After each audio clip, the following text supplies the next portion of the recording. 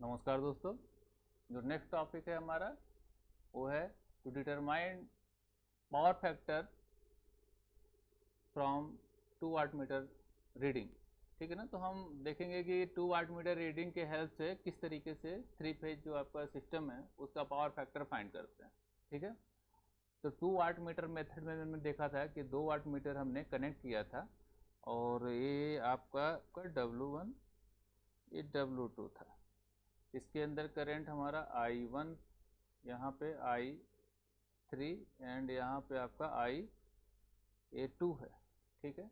यहाँ पे आपका जो वोल्टेज हमारा था ये V1 आपका था, यहाँ V2 एंड आपका यहाँ पे आपका V3 था।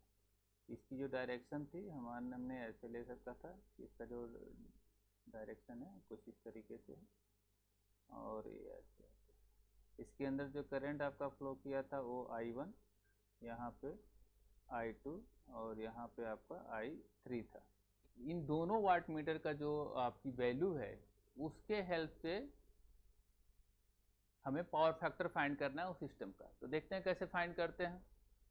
तो यहाँ साफ साफ ये जो W आपका 1 है, ये दो लाइन आपका जो I1 एंड I3 जिसके अंदर करंट फ्लो कर रहा है जिस लाइन के अंदर, इनके पोटेंशियल डिफरेंस को थ्रू, और दूसरा आपका यानी जो इनका पोटेंशियल डिफरेंस है वही आपका लाइन आपका वोल्टेज था। यानी आप कह सकते थे कि ये जो VL है और ये VL की जो वैल्यू क्या है यहाँ से यहाँ तक, ये हमारा था, ये VL की वैल्यू थी V1 माइनस V3 था।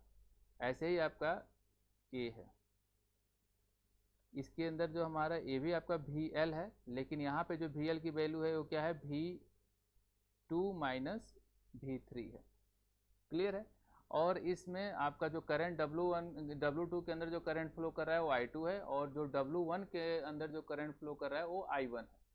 क्लियर है।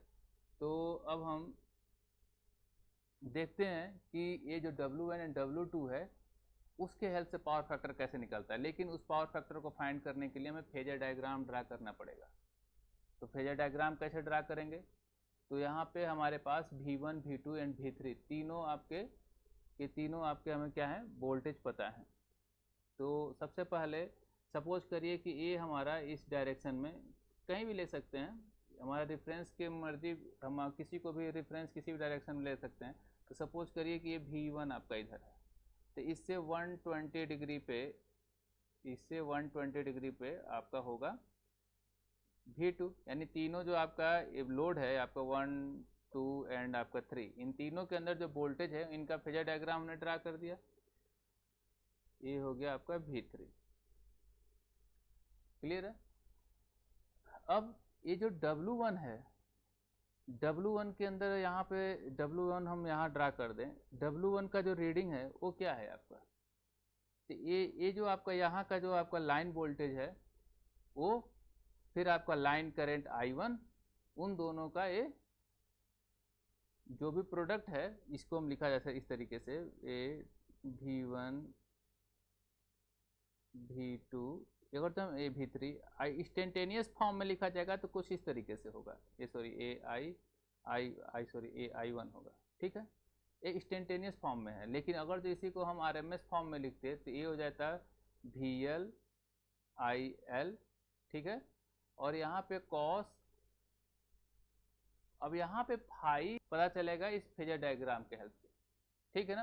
तो इतना हमें पता है कि सबसे पहले तो हम यहाँ पे देखते हैं कि W1 की जो वैल्यू है V1 माइनस V3 और फिर क्या है आपका इनटू, ये हो जाएगा आपका I1 है।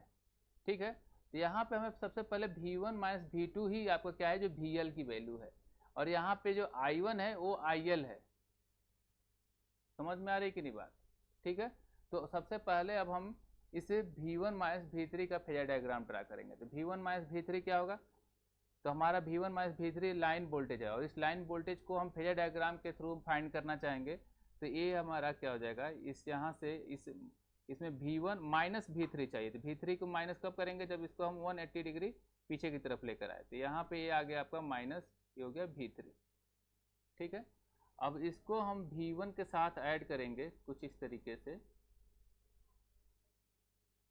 यहाँ पे हमने ऐड किया। तो इसको हमने इस लाइन को ऐसे ड्रा कर दिया, तो ये आ गया आपका V1 माइनस V3, यानी आपका ये VL हो गया पहले वाले वाट मीटर का।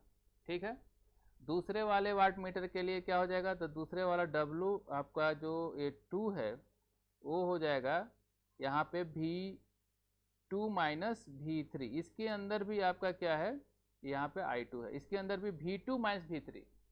तो जो V2 फेज है उसमें से V3 को सेपरेट करेंगे, तो वहाँ से जो आपका इन दोनों के सब्ट्रैक्शन की वजह से जो लाइन आपका वोल्टेज मिलेगा वो दूसरे वाले वाट मीटर के लिए आपका वोल्टेज होगा जो आपको मेजर कर रहा है।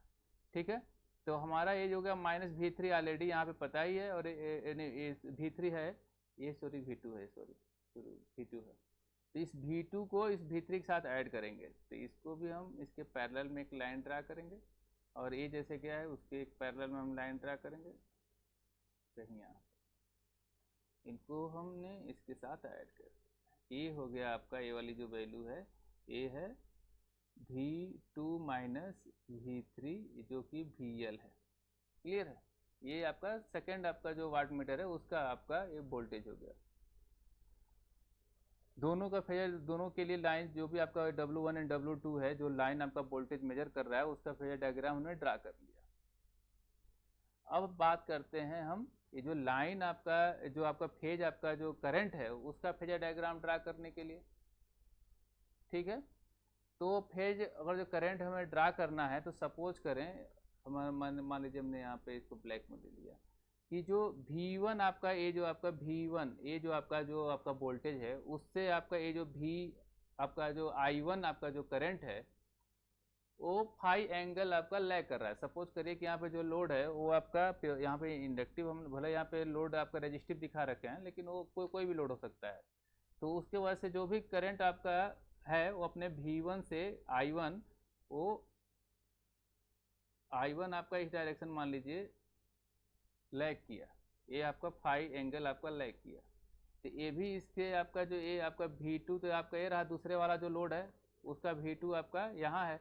अब V2 से इसका भी जो करंट है वो भी आपका फाई एंगल क्या करेगा, ये आपका I2 भी इससे लैग करेगा फाई एंगल। क्लियर है, अब यही जो I1 है वही आपका IP भी है और यही आपका IL भी है। इसी तरीके से ये आपका जो I2 है, यहाँ पे ये जो I2 है और यहाँ पे जो I2 है, ये I2 आपका लाइन, ये लाइन आपका करंट भी है और ये आपका यहाँ पे फेज करंट भी है, यहाँ पे फेज करंट भी दिख रहा है। ठीक है ना, तो इसी को ऐसे भी हम इसको भी लिख सकते हैं IP इक्वल टू IL है।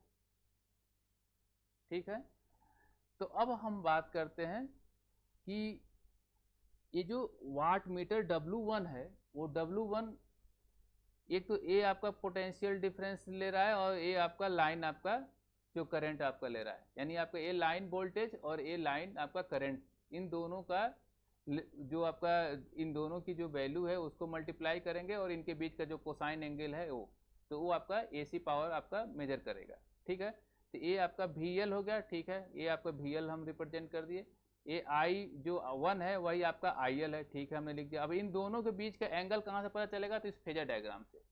ये आपका जो लाइन आपका ये वोल्टेज है और ये आपका क्या है, लाइन आपका करंट हो गया। ये वाला जो आपका जो फेजर डायग्राम ड्रा किए हैं वो क्या है, आपका लाइन करंट हो गया, लाइन करंट का आपका फेजर डायग्राम हो गया। तो ये अब देखा जाए कि इस लाइन वोल्टेज से इस लाइन करंट के बीच में एंगल कितना है, तो हमें पता है कि ये यहाँ से यहाँ तक आपका कितना है, ये 60 है और ये वाला कितना है, 30 है।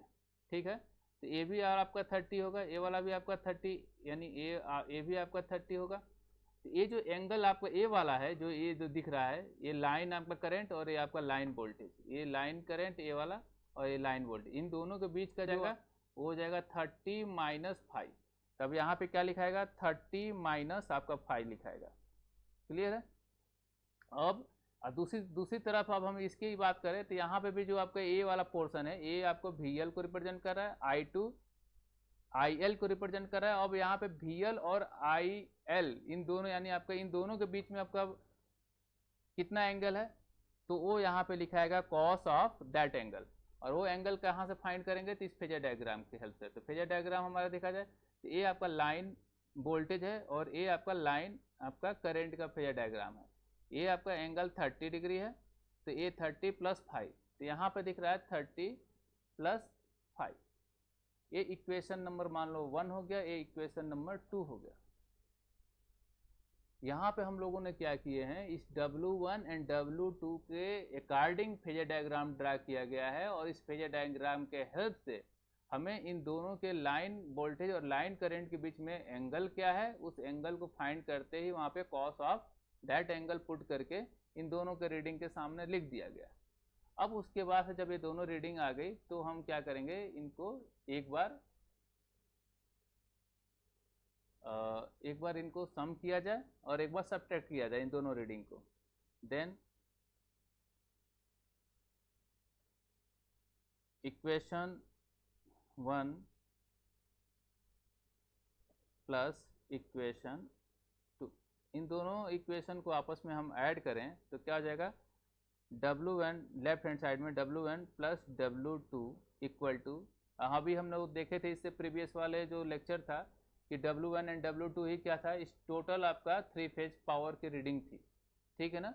और ए क्या हो जाएगा, तो ये हो जाएगा आपका VL IL cos 30 - 5, जैसे कि आपका यहाँ दिख रहा है। दूसरा आपका था W2 की वैल्यू, W2 में आपका क्या आया था, तो ये आया था VL IL cos of 30 + 5, clear है। यहाँ से हम सब्ट्रैक्ट, यहाँ से हम कॉमन ले लें, तो ये हो जाएगा VL IL और ये हो गया आपका cos 30 - 5 प्लस cos 30 + 5, ठीक है।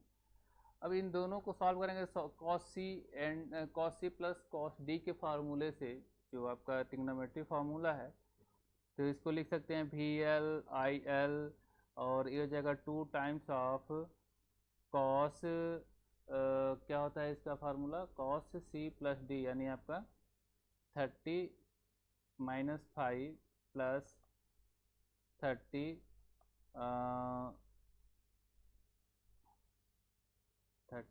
+ 5 डिवाइड बाई 2 इंटू cos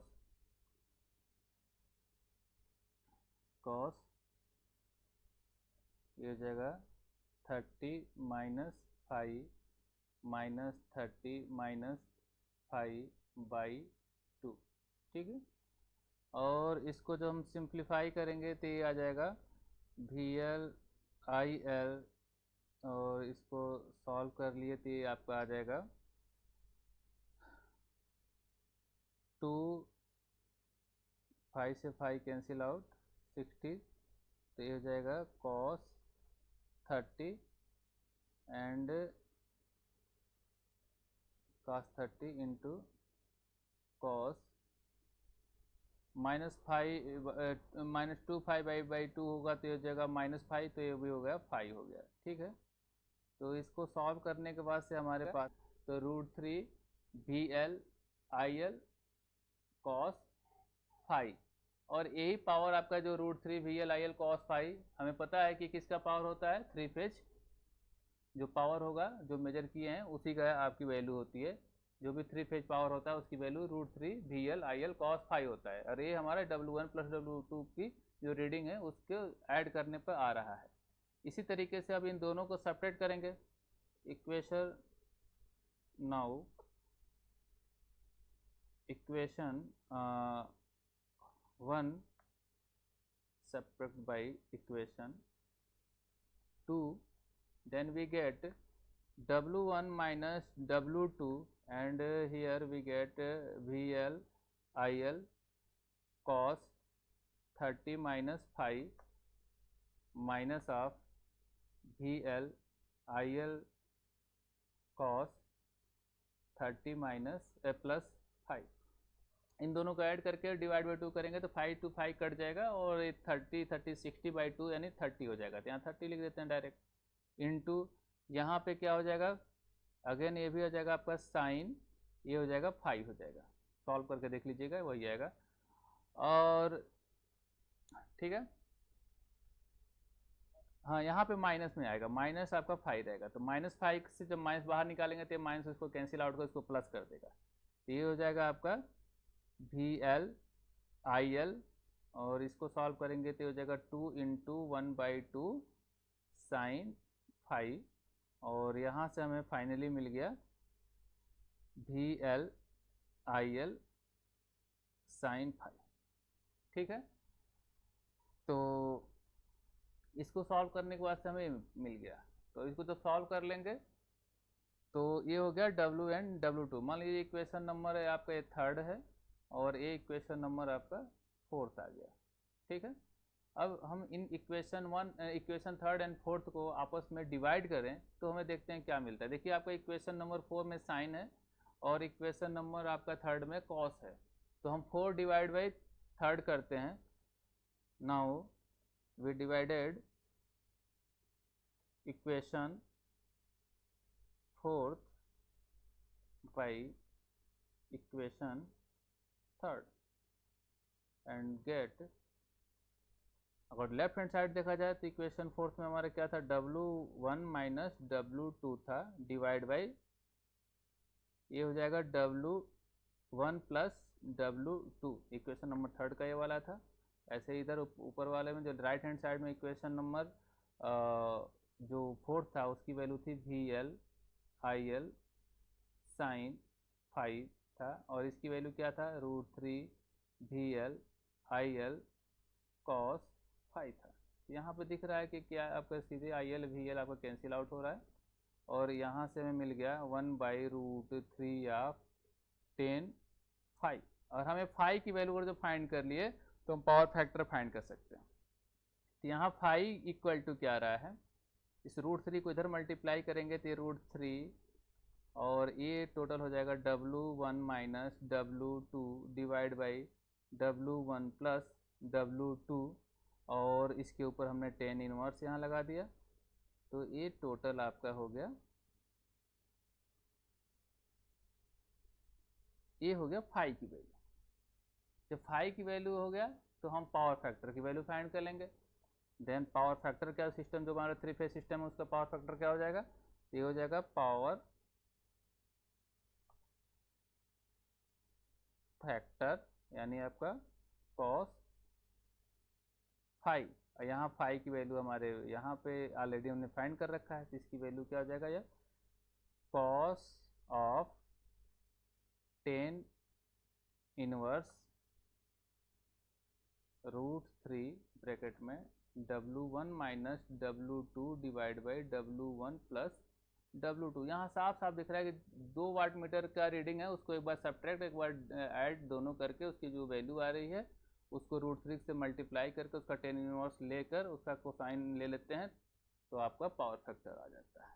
ठीक है, तो ये आपका पावर फैक्टर आ गया। तो यहाँ पे हमें 2 वाट मीटर जो मेथड है वो बहुत इंपॉर्टेंट है, उसके थ्रू हमने पावर का भी मेजरमेंट कर लेना है, यानी 2 वाट मीटर को हम मेजर कर रहे हैं, तो अभी हमने ऊपर जो आया हुआ था 2 वाट मीटर को जहाँ ऐड करे तो टोटल हमारा ये टोटल आपका पावर जो था ये हम मेजर कर ले रहे हैं, जो हमारा मेजर हो रहा है, और उसी वाट मीटर को हेल्प कर उन्हीं वाट मीटर के रीडिंग के हेल्प से हम यहाँ पावर फैक्टर भी मेजर कर ले रहे हैं। ठीक है, तो 3 फेज में ज़्यादातर यहीं तक ही आपका ये पूछा जाता है। ठीक है ना, और इस पर बेस्ट न्यूमेरिकल आते हैं। Thank you.